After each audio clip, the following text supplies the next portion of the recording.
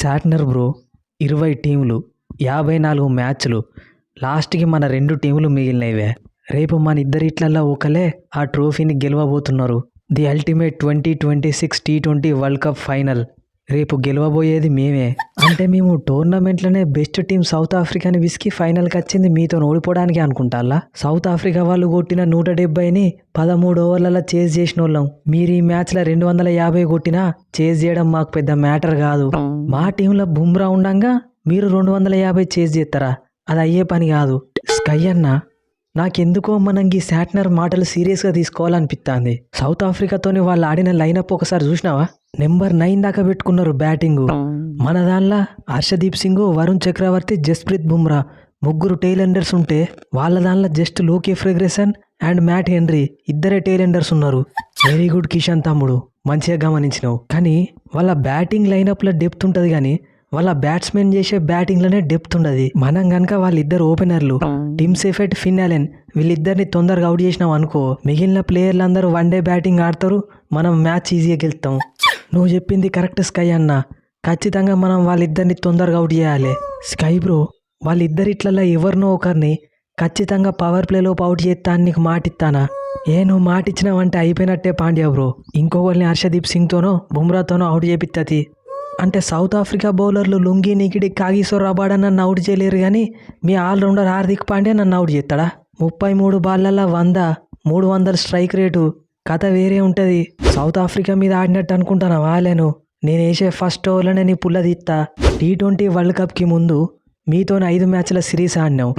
నేను లాస్ట్ మ్యాచ్కి వచ్చిన ఆ మ్యాచ్లో నేను కొట్టిన స్కోరు 38 బాళ్ళల్లో 80, 8 4లు 6 6లు. అదే మ్యాచ్లో మీ హర్షదీప్ సింగ్ ఉన్నాడు, నువ్వున్నావు, జస్ప్రీత్ బుమ్రా ఉన్నాడు, వరుణ్ చక్రవర్తి ఉన్నాడు, అక్షర్ పటేల్ ఉన్నాడు. మొత్తం గిదే బౌలింగ్ లైనప్. మళ్ళీ గిదే బౌలింగ్ లైనప్ మీద కొట్టు నాకు పెద్ద మ్యాటర్ కాదు. I'm going to show you the hell Allen bro. ఆ సిరీస్ మేము ఆల్రెడీ గెలిచినాం. లాస్ట్ మ్యాచ్ మేము ఫస్ట్ బ్యాటింగ్ చేసి 270 కొట్టినాం. ఇంక అందుకే నిన్ను పాపం పోనీ అని ఆడుకోమని వదిలేసినాం. ఈ ఫైనల్ మ్యాచ్లో అట్లా ఉండదు, కథ వేరే ఉంటుంది. నేను చెప్పేది కూడా గదే. సౌత్ ఆఫ్రికా మీద జస్ట్ ట్రైలర్ చూపించిన, అసలు సినిమా మీకు చూపిస్తా. అలెన్ బ్రో, నీ కాన్ఫిడెన్స్ నాకు నచ్చింది. ఫస్ట్ మా హర్షదీప్ సింగ్ ఎత్తాడు, అవుట్ అయిపో. లేదు అవుట్ గాను అనుకున్నావు అనుకో, నెక్స్ట్ మా పాండ్యా ఎత్తాడు, అక్కడైనా అవుట్ అయిపో. అక్కడ కూడా అవుట్ కాలేదనుకో, నేనత్తా. నా చేతుల నుండి నిన్నెవ్వరు కాపాడలేరు. ఏంది బుమ్రా అన్న, నిన్ను చూడంగానే భయపడి పాస్ పోసుకుంటావు అనుకుంటాను. ఏంది భయపడి నీ బౌలింగ్లో డాట్ బాల్ సింగిల్ ఆడతాం కావచ్చని అందరు అనుకుంటారు, కానీ 6లు కొట్టబోతున్నా. Let's meet in the ground. ఎక్కడ గెలకూడదో అక్కడ గెలిగిన తరువుకు నిన్ను ఓడించడం వృత్తి ధర్మం కాబట్టి ఓడించినావు. ఆ మ్యాటర్ వదిలేసి ఈ ఫైనల్ మ్యాచ్లో ఎవరు గెలుతారని నువ్వు ఎక్స్పెక్ట్ చేస్తాను? మేము ఆల్రెడీ న్యూజిలాండ్ని ఓడించినాం, మీరు మమ్మల్ని ఓడించిల్లు, కాబట్టి మీరు న్యూజిలాండ్ ఓడించినట్టే మీరే గెలుతారు కావచ్చు అనుకుంటానా? అట్లానా? ఒక్క నిమిషం మక్రమ్ బ్రో, మేము కూడా మిమ్మల్ని ఓడించినందుకు ఏమనుకోకు. ఫైనల్ మ్యాచ్లో మేము గెలుతామా వాళ్ళు గెలుతారా నువ్వు చెప్పు. మేము ఇండియాని ఓడించినాం, మీరు మమ్మల్ని ఓడించిల్లు, కాబట్టి ఇండియాని కూడా మీరే ఓడిస్తారు.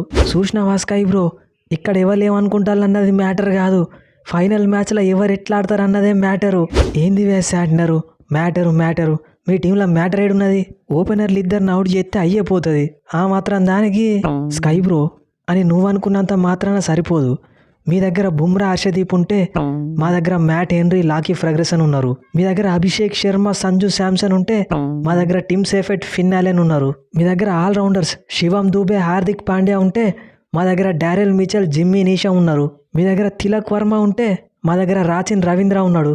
ఇక నీకు కాంపిటీషన్గా మా మార్క్ చాప్మెన్ ఉన్నాడు. మీ టీంకి అక్షర్ పటేల్ ఉంటే మా టీంకి నేనున్నా. మీ దగ్గర వరుణ్ చక్రవర్తి ఉంటే మా దగ్గర కోల్ మెకనే ఉన్నాడు. సరిపోయింది ఆ లెక్క. ఏంది Pandya bro, player to player correct match అయింది కదా, కాంపిటీషన్ టఫ్గా ఉన్నట్టున్నది కదా. స్కై బ్రో, పేపర్ మీద ప్లేయర్స్కున్న స్కిల్ మ్యాచ్ అవ్వడు కాదు, గ్రౌండ్లో పర్ఫార్మెన్స్ మ్యాచ్ చేయాలి. నా పర్ఫార్మెన్స్ని మ్యాచ్ చేసే ప్లేయరు ఈ ప్రపంచంలోనే లేడు. వాళ్ళ టీంలో మ్యాట్ హెన్రీ లెక్క బౌలింగ్ చేయగలుగుతా, ఫిన్ అలెన్ లెక్క బ్యాటింగు చేయగలుగుతా. ఓవరాల్గా న్యూజిలాండ్ని పిసికెత్తా, నువ్వు టెన్షన్ పడకు. శాంసన్ 2 నాకౌట్ మ్యాచ్లల్లా ఎక్సలెంట్ పర్ఫార్మెన్స్ ఇచ్చి మనల్ని ఫైనల్కి తీసుకొచ్చినావు. ఈ మ్యాచ్లో కూడా నువ్వు అదే పర్ఫార్మెన్స్ రిపీట్ చేస్తే మనం ట్రోఫీ పట్టుకొని ఇంటికి పోవచ్చు. ఖచ్చితంగా స్కై బ్రో. అసలే ఈ న్యూజిలాండ్కి నాకు అవినాభావ సంబంధం ఉన్నది. వీళ్ళు చేయబట్టి నేను మానసికంగా చాలా ఇబ్బంది పడ్డా. వరల్డ్ కప్లో ఓపెనర్గా నా స్పాట్ ఫిక్స్ అయినాక వీళ్ళు సిరీస్కి వచ్చి నన్ను రన్స్ కొట్టనీయకుండా చేసి నా ఓపెనింగ్ స్పాట్ని కూడా కొట్టిల్లు. ఈ న్యూజిలాండ్కి తగిన గుణపాఠం చెప్పే టైం వచ్చింది. ఎక్కడ మొదలైందో అక్కడనే ముగించుతా. ఆ 5 మ్యాచ్ల సిరీస్లా నిన్ను 2 సార్లు అవుట్ చేసింది నేనే. ఈ ఫైనల్ మ్యాచ్లో కూడా నిన్ను అవుట్ చేసి మళ్ళీ మీ టీంలోకి వెళ్ళి బయటికి పంపిస్తా. హెన్రీ బ్రో, అప్పుడంటే నా టైం బ్యాడ్ నడిచింది, ఇప్పుడు నా టైం నడుస్తుంది. నేను కొట్టిన క్యాచ్ మీ గ్లెన్ ఫిలిప్స్ చేతిలోకి పోయినా కానీ అది డ్రాప్ అవుతుంది. నన్ను ఈ ఫైనల్ మ్యాచ్ గెలిపించకుండా ఇవ్వలాపలేరు. అది సంజు, అది 2 మ్యాచ్లలో మిస్ అయిన సెంచరీ ఈ మ్యాచ్లో కొట్టు. నువ్వేం చేస్తావన్నా మరి? కెప్టెన్సీయా? చేయాలి కదా తమ్ముడు. టీంని దగ్గరుండి కెప్టెన్సీ చేసి గెలిపించాల్సింది నేనే కదా. అట్లనే కొద్దిగా బ్యాటింగ్ కూడా చేయరాదు. పైన అభిషేక్ తొందరగా అవుట్ అయితే నేను కవర్ చేస్తానా, కింద నువ్వు తొందరగా అవుట్ అయితే పాండ్యా, దూబే, తిలక్ వర్మ కవర్ చేస్తాళ్ళు. ఈ ఫైనల్ మ్యాచ్లన్నా మీ ఇద్దరు పర్ఫార్మెన్స్ ఇస్తే మన పని ఈజీ అవుతుంది. నేను కూడా చూస్తానా కిషన్ తమ్ముడు. ఈ మధ్యలో చాలా మంది అదే అంటాళ్ళు, స్కై కెప్టెన్సీ తప్ప బ్యాటింగ్ చేస్తలేడు అని. నేను బ్యాటింగ్ చేస్తే ఎట్లుంటుందో మీకు ఈ మ్యాచ్లో చూపిస్తా, రెడీగా ఉండుల్లి. తిలక్ తమ్ముడు, నువ్వు ఫినిషర్గా పోయినప్పటి నుంచి 16 బాళ్ళకి 44, 15 బాళ్ళల్లో 27, 7 బాళ్ళల్లో 21. వాస్తవం చెప్పాలంటే మనం లాస్ట్ 3 మ్యాచ్లు గెలవడంలా నీ ఫినిషింగ్ పాత్ర కూడా ఉన్నది. ఈ మ్యాచ్లో కూడా అట్లనే ఆడాలి తమ్ముడు. అంతకు మించి ఉంటుంది గంభీర్ అన్న. చూస్తావు కదా ఈ తెలుగోడు ఆడించే ఆట. వరుణ్ తమ్ముడు, గ్రూప్ స్టేజ్లో 4 మ్యాచ్లు ఆడితే 9 వికెట్లు తీసినావు. కానీ తర్వాత సూపర్ 8కి వచ్చినాక 4 మ్యాచ్లు ఆడితే 4 వికెట్లు మాత్రమే తీసినావు. ఎకనామీ రేటు కూడా ప్రతిసారి 10 మీదనే ఉంటుంది. వరల్డ్ నెంబర్ 1 T20 బౌలర్ అయిన నువ్వు ఇట్లేసుడు కరెక్టేనా తమ్ముడు? ఈ మధ్యలో టైం బ్యాడ్ నడుతుందన్న. అందరూ బ్యాట్స్మెన్ నన్ను ఎట్లా ఆడాలనో చూసి వర్కౌట్ చేసేస్తాళ్ళు. ఈ ఫైనల్ మ్యాచ్కి నేను కూడా పూర్తిగా రెడీ అయినా. చూడు, సునామీ సృష్టించుతా.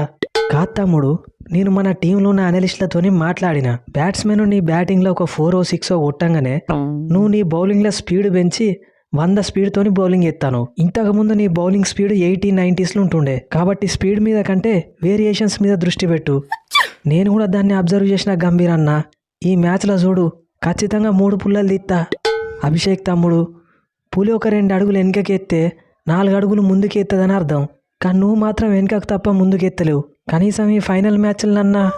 అదేంది గౌతి అన్న, జింబాబ్వే మీద 55 కొట్టినా కదా, ఆ మ్యాచ్ మర్చిపోతాముడు. ఈ ఫైనల్ మ్యాచ్లో ఎట్లయినా నువ్వు పాత అభిషేక్ శర్మని బయటికి తీసుకురావాల్సిందే.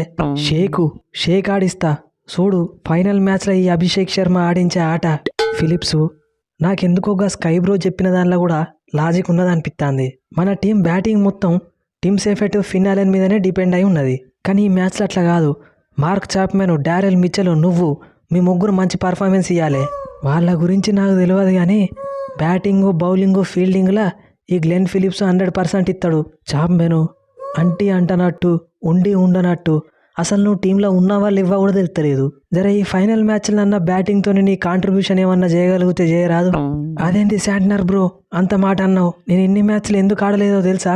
ఈ ఫైనల్ మ్యాచ్లు ఆడి మనల్ని గెలిపించడానికే. హెన్రీ బ్రో, స్క్రీన్ మీద స్కోర్ కార్డు పడక ముందుకే వికెట్ తీసుడు నీకు అలవాటు. ఖచ్చితంగా స్ట్రైక్లో సంజు శాంసనే ఉంటాడు. నువ్వు ఫస్ట్ బాల్కి శాంసన్ అవుట్ చేస్తే మనం మ్యాచ్ సగం గెలిచినట్టే. స్కోర్ బోర్డు స్టార్ట్ కాక ముందుకే పెవిలియన్కి పంపిస్తా, రెడీగుండు. అవన్నద్దు, ఈ 3వ మ్యాచ్లో కూడా ప్లేయర్ ఆఫ్ ద మ్యాచ్ నేనే. బ్యాటింగ్ ఫస్ట్ చేసినా సెకండ్ చేసినా టీంని గెలిపించేదాకా వదిలిపెట్టా. రాసి పెట్టుకోలే. Let's meet in the ground. So friends, ఈ స్పూఫ్ కనుక మీకు నచ్చితే మన ఛానల్ని సబ్స్క్రైబ్ చేసుకోండి. వీడియోని లైక్ చేయడం మాత్రం మర్చిపోకండి. ఇక మన వీడియోస్ని జస్ట్ ఎంటర్టైన్మెంట్ పర్పస్లో మాత్రమే చూడండి, మిగిలినవేం పట్టించుకోకండి. ఇక India versus New Zealand final match గురించి మాట్లాడుకుంటే, న్యూజిలాండ్కున్న ఒకే ఒక్క మైనస్ ఏంటంటే వాళ్ళ ఓపెనర్లు ఇద్దరు అవుట్ అయిపోయిన తర్వాత మిడిల్ ఆర్డర్ బ్యాట్స్మెన్ ఎవరు అంత ఎక్స్ప్లోజివ్ కాదు.